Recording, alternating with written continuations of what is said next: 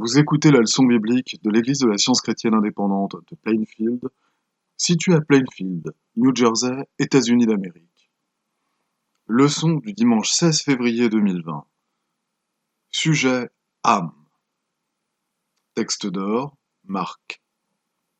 Tu aimeras le Seigneur ton Dieu de tout ton cœur, de toute ton âme, de toute ta pensée et de toute ta force.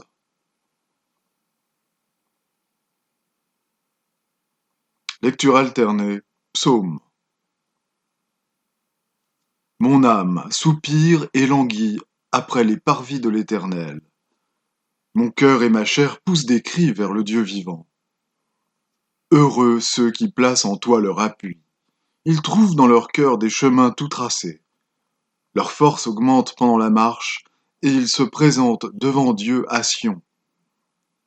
Toi qui es notre bouclier, vois, ô Dieu, et regarde la face de ton oint. Car l'Éternel Dieu est un soleil et un bouclier. L'Éternel donne la grâce et la gloire. Il ne refuse aucun bien à ceux qui marchent dans l'intégrité. Éternel des armées, heureux l'homme qui se confie en toi. La Bible. Prêtez l'oreille et venez à moi. Écoutez et votre âme vivra. Je traiterai avec vous une alliance éternelle pour rendre durables mes faveurs envers David. Cherchez l'Éternel pendant qu'il se trouve. Invoquez-le tandis qu'il est prêt. Que le méchant abandonne sa voie et l'homme d'iniquité ses pensées. Qu'il retourne à l'Éternel, qui aura pitié de lui, à notre Dieu, qui ne se lasse pas de pardonner. La crainte des hommes tend un piège, mais celui qui se confie en l'Éternel est protégé. Beaucoup de gens recherchent la faveur de celui qui domine, mais c'est l'Éternel qui fait droit à chacun. Ésaü conçut de la haine contre Jacob, à cause de la bénédiction dont son père l'avait béni. Et Ésaü disait en son cœur, « Les jours du deuil de mon père vont approcher, et je tuerai Jacob, mon frère. » Jacob poursuivit son chemin, et des anges de Dieu le rencontrèrent. En les voyant, Jacob dit, « C'est le camp de Dieu. » Jacob envoya devant lui des messagers à Ésaü, son frère, au pays de Séhir dans le territoire d'Édom. Les messagers revinrent auprès de Jacob en disant, « Nous sommes allés vers ton frère Ésaü, et il marche à ta rencontre avec 400 hommes. » Jacob fut très effrayé et saisi d'angoisse. Jacob dit, « Dieu de mon père Abraham, Dieu de mon père Isaac, Éternel qui m'a dit, retourne dans ton pays et dans ton lieu de naissance, et je te ferai du bien. Je suis trop petit pour toutes les grâces et pour toute la fidélité dont tu as usé envers ton serviteur. Délivre-moi, je te prie, de la main de mon frère, de la main d'Ésaü, car je crains qu'il ne vienne, et qu'il ne me frappe avec la mère et les enfants. » Jacob demeura seul. Alors un homme lutta avec lui jusqu'au lever de l'aurore. Voyant qu'il ne pouvait le vaincre, cet homme le frappa à l'emboîture de la hanche, et l'emboîture de la hanche de Jacob se démit pendant qu'il luttait avec lui. Il dit, « Laisse-moi aller, car l'aurore se lève. » Et Jacob répondit, « Je ne te laisserai point aller, que tu ne m'aies béni. » Il lui dit, « Quel est ton nom ?» Et il répondit, « Jacob. » Il dit encore, « Ton nom ne sera plus Jacob, mais tu seras appelé Israël, car tu as lutté avec Dieu et avec des hommes, et tu as été vainqueur. » Jacob l'interrogea en disant, « Fais-moi, je te prie, connaître ton nom. » Il répondit, « Pourquoi demandes-tu mon nom ?» Et il le bénit là. Jacob appela ce lieu du nom de Péniel, car, dit-il, « J'ai vu Dieu face à face, et mon âme a été sauvée. » Le soleil se levait lorsqu'il passa Péniel. Jacob boitait de la hanche. Jacob leva les yeux et regarda, et voici, Ésaü arrivait avec 400 hommes. Ésaü courut à sa rencontre. Il l'embrassa, se jeta à son cou et le baisa, et ils pleurèrent. Si mon peuple, sur qui est invoqué mon nom, s'humilie, prie et cherche ma face, et s'il se détourne de ses mauvaises voies, je l'exaucerai des cieux, je lui pardonnerai son péché, et je guérirai son pays. Voici, moi, Paul, je vous dis que, pour nous, c'est de la foi que nous attendons par l'Esprit, l'espérance de la justice. Vous courriez bien. Qui vous a arrêté pour vous empêcher d'obéir à la vérité? Cette influence ne vient pas de celui qui vous appelle. Un peu de levain fait lever toute la pâte. J'ai cette confiance en vous dans le Seigneur, que vous ne penserez pas autrement. Mais celui qui vous trouble, quel qu'il soit, en portera la peine. Frères, vous avez été appelés à la liberté. Seulement ne faites pas de cette liberté un prétexte de vivre selon la chair, mais rendez-vous, par la charité, serviteurs les uns des autres. Car toute la loi est accomplie dans une seule parole, dans celle-ci, tu aimeras ton Dieu comme toi-même. Paul, appelé à être apôtre de Jésus-Christ par la volonté de Dieu. Que la grâce et la paix vous soient données de la part de Dieu, notre Père, et du Seigneur Jésus-Christ. Je rends à mon Dieu de continuelles actions de grâce à votre sujet, pour la grâce de Dieu qui vous a été accordée en Jésus-Christ. Car en lui, vous avez été comblés de toutes les richesses qui concernent la parole et la connaissance. Je vous exhorte, frères, par le nom de notre Seigneur Jésus-Christ, à tenir tous un même langage, et à ne point avoir de division parmi vous, mais à être parfaitement unis dans un même esprit et dans un même sentiment. Considérez, frères, que parmi vous, qui avez été appelés, il n'y a ni beaucoup de sages selon la chair, ni beaucoup de puissants, ni beaucoup de nobles, afin que nulle chair ne se glorifie devant Dieu.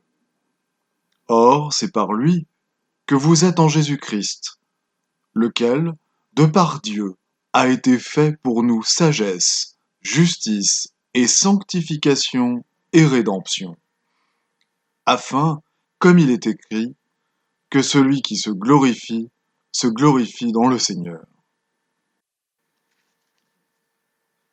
Je vais maintenant lire les passages corrélatifs tirés du livre d'études de la science chrétienne, Science et santé, avec la clé des Écritures, de Mary Baker Eddy. Il y a liberté morale dans l'âme. L'âme est la substance, la vie et l'intelligence de l'homme. Elle est individualisée, mais non dans la matière. L'âme ne peut rien réfléchir qui soit inférieur à l'esprit. L'homme est l'expression de l'âme. Voici les questions qui se posent. Qu'est-ce que les identités de Dieu? Qu'est-ce que l'âme?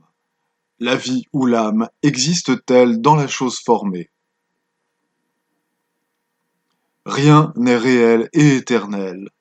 Rien n'est esprit, hormis Dieu et son idée. Le mal n'a pas de réalité. Ce n'est ni une personne, ni un lieu, ni une chose, mais simplement une croyance, une illusion du sens matériel. L'identité ou l'idée de toute réalité subsiste éternellement. Mais l'esprit, le principe divin de tout, n'est pas dans les formations de l'esprit. Âme est synonyme d'esprit, Dieu, le principe infini, créateur et souverain, qui est en dehors de toute forme finie et que les formes ne font que refléter. L'esprit est Dieu, l'âme. Par conséquent, l'âme n'est pas dans la matière. Dieu n'est révélé que dans ce qui reflète la vie, la vérité, l'amour, dans ce qui manifeste les attributs et la puissance de Dieu, de même que l'image humaine projetée sur le miroir reproduit la couleur, la forme et l'action de la personne devant le miroir. Les patriarches, inspirés par l'âme, entendaient la voix de la vérité et parlaient avec Dieu aussi consciemment qu'un homme parle avec un homme. Jacob était seul, combattant l'erreur, luttant contre un sens mortel de vie, de substance et d'intelligence comme existant dans la matière, avec ses faux plaisirs et ses fausses douleurs.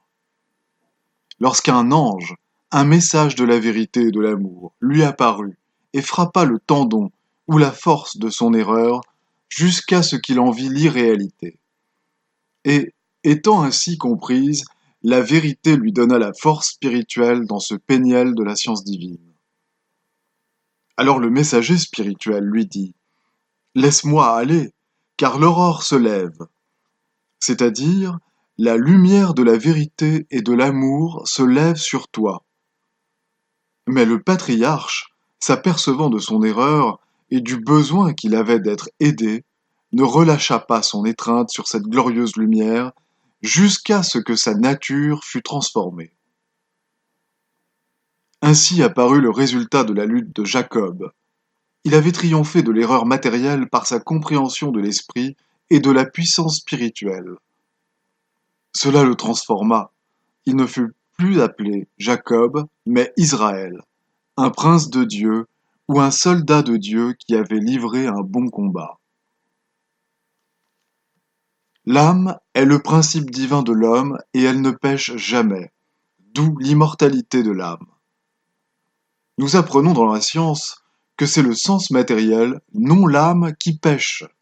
Et l'on verra que c'est le sens du péché qui se perd, et non une âme pécheresse. On peut toujours trouver l'emploi exact du mot âme en lui substituant le mot Dieu, quand la signification déifique est requise. Dans les autres cas, employez le mot sens et vous aurez la signification scientifique.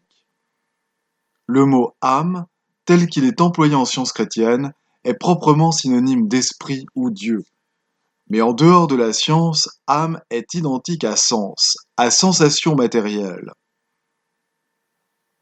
Nous entendons l'esprit, Dieu, lorsque les sens se taisent. Nous sommes tous capables de faire plus que nous ne faisons.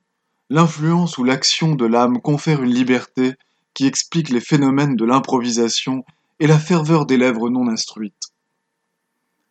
La science divine renverse le faux témoignage des sens matériels et détruit ainsi les fondations de l'erreur. D'où l'inimitié entre la science et les sens, et l'impossibilité de parvenir à une parfaite compréhension avant que les erreurs des sens soient éliminées. Les prétendues lois de la matière et de la science de la médecine n'ont jamais donné aux mortels la santé, l'harmonie et l'immortalité. L'homme est harmonieux lorsqu'il est gouverné par l'âme. C'est pourquoi il est important de comprendre la vérité de l'être qui révèle les lois de l'existence spirituelle. Quand les malades ou les pécheurs se réveilleront et se rendront compte qu'il leur manque ce dont ils ont grand besoin, ils seront réceptifs à la science divine qui gravite vers l'âme, s'éloigne du sens matériel, détourne la pensée du corps et élève même l'entendement mortel jusqu'à la contemplation de quelque chose de meilleur que la maladie ou le péché. Quand les malades ou les pécheurs se réveilleront et se rendront compte qu'il leur manque ce dont ils ont grand besoin, ils seront réceptifs à la science divine qui gravite vers l'âme, s'éloigne du sens matériel, détourne la pensée du corps et élève même l'entendement mortel jusqu'à la contemplation de quelque chose de meilleur que la maladie ou le péché. Nous ne pouvons nier que la vie se soutient par elle-même, et nous ne devrions jamais nier l'harmonie éternelle de l'âme, simplement parce que selon les sens mortels, il semble y avoir discordance. C'est notre ignorance concernant Dieu, le principe divin, qui produit l'apparente discordance, et la vraie compréhension de Dieu rétablit l'harmonie. La vérité nous forcera tous finalement à échanger les plaisirs et les douleurs des sens contre les joies de l'âme.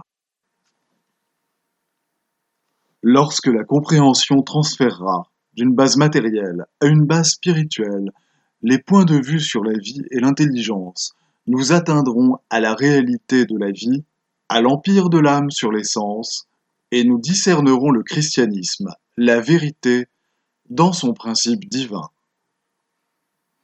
C'est là le point culminant qu'il faut atteindre avant de parvenir à l'homme harmonieux et immortel et à la révélation de ses possibilités. Il est fort important, en vue de l'immense travail à accomplir, avant que ne puisse venir cette recognition de la science divine, d'orienter nos pensées vers le principe divin afin que la croyance finie soit prête à se défaire de son erreur.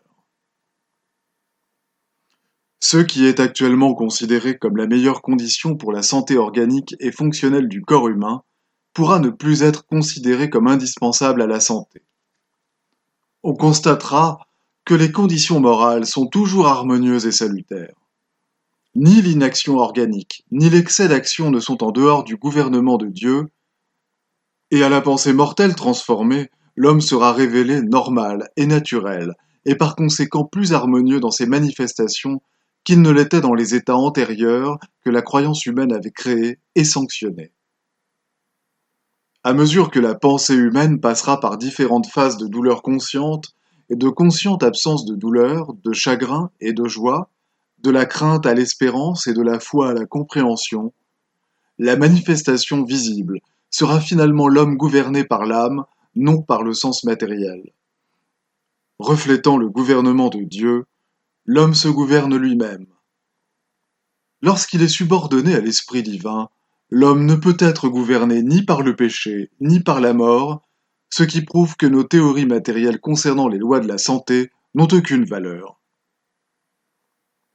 Royaume des cieux, le règne de l'harmonie en science divine, le royaume de l'entendement infaillible, éternel et omnipotent, l'atmosphère de l'esprit où l'âme est suprême. Je vais maintenant lire les devoirs quotidiens de Mary Baker Eddy. Prière quotidienne. Il sera du devoir de tout membre de cette Église de prier chaque jour, que ton règne vienne, que le règne de la vérité, de la vie et de l'amour divin soit établi en moi et élimine de moi tout péché, et puisse ta parole enrichir les